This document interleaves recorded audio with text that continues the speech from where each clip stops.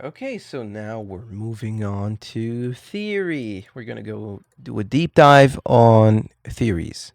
A theory provides an explanation for generalizations drawn from observing natural or social phenomena. The purpose is exactly that, making generalizations drawn from observing natural or social phenomena. You don't need to know this that much.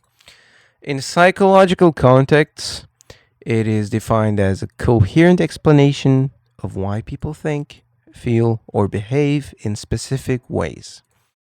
And I guess it looks into the difference between the difference of theory and a model, which it says theory explains the why a phenomenon occurs, while a model looks at how it occurs.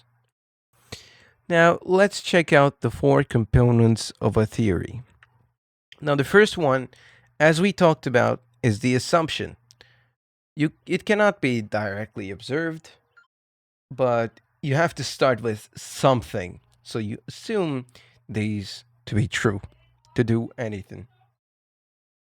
Concepts are basically things, just things, stuff. These are ideas or thoughts expressed through words or symbols. They can be concrete, like a tree, or they can be, what do you call it, abstract, like the idea of democracy, for example. When you actually want to look at these and examine these within your research, you turn them into variables, which variables are just concepts, but you define them as variables. You say, okay, democracy or like the state of democracy is a variable in my research. It's not too complicated. Just if you see variable, it just means thing that is probably being measured or is affecting something. Classifications are important because when you organize things into specific categories or you combine simple concepts into like a category, it helps you manage stuff easily. For example, you can say animals, and animals is a classification. It's a sort of grouping. This is taxonomy. Taxonomy basically means classification. There's no depth to it. Now, relationships are, I think, one of the most important parts about this because it actually shows whether concepts are connected or not, or how strong that connection is. It shows the correlation of stuff. It shows if something is causing another something. It also goes into the difference between a proposition and a hypothesis, where a proposition is something that you say. I can spew anything, and that's a proposition that I'm making. But if I'm putting it into an empirically testable form, then it becomes a hypothesis. So if I'm nerdifying it, if I'm making it scientific, then it becomes a hypothesis. The characteristics of a good theory, as we saw before, it must be logically consistent. It must have some sort of explanatory power. It must be falsifiable. If I cannot falsify your theory, then it means that it's either too obvious to the point where it's an axiom, or there's just no way to test it. And parsimony. Ooh, that's a fancy word. It must explain a phenomenon using the fewest variables, or assumptions possible. So it needs to be simple. Now, the relationship between theory and research. Research is heavily influenced by paradigms, which act as worldviews that guide how researchers perceive events and design their studies. Paradigms are basically the way we see stuff, not too, complicated.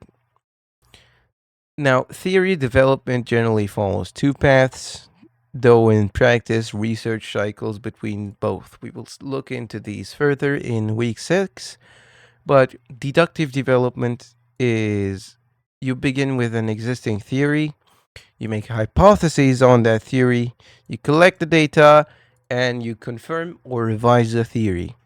Whereas in inductive development, you begin with raw data, identify patterns, and you generate a new abstract theory. So this is like the birth of a theory. Now, the difference between conceptual frameworks and theoretical frameworks. Conceptual frameworks act as maps answering what concepts are needed and how they connect. It is built by synthesizing existing theories and empirical findings to show the logical structure of a study. It just sounds like slop to me. But a theoretical framework answers which specific theory explains these relationships. It justifies the chosen model, summarizes literature, identifies gaps, provides rationale for the research questions. Basically, as far as I can understand, it's just conceptual frameworks show you what everything is, like in a map, they show you everything. But a theoretical framework shows you the meaning behind what you're looking at.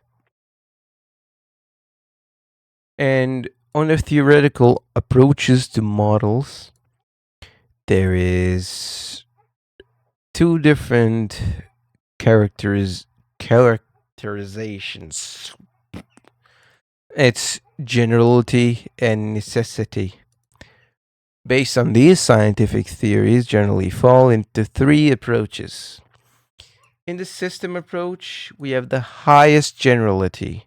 Phenomena as interconnected whole change affects entire system. Oh man, I didn't look into these at all. Incredible. It views phenomena as interconnected parts of a larger whole and assumes change in one part affects the entire system. So, as far as I understand, if it's a whole system, one cog breaks or one cog changes, and the entire system either breaks down or becomes something else entirely. In the rules approach, it has moderate generality. It focuses on everyday norms and rules that guide human behavior, distinguishing between obligatory actions and choice-based actions. So this is more like, I don't know, morals, ethics, I guess. I don't know. Features lower. When you look at laws approach, we look at lower generality.